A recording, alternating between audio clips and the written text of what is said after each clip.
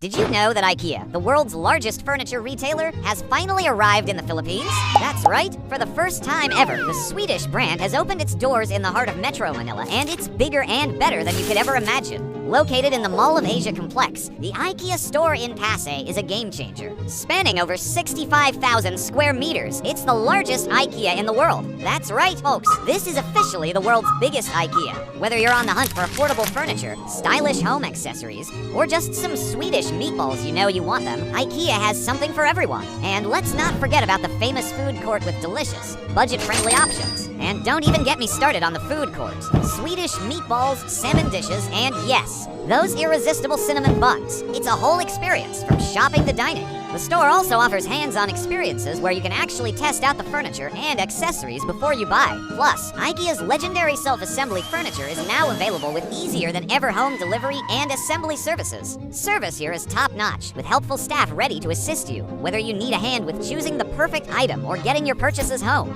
IKEA in the Philippines is a must-visit for anyone looking to add style, functionality, and value to their home.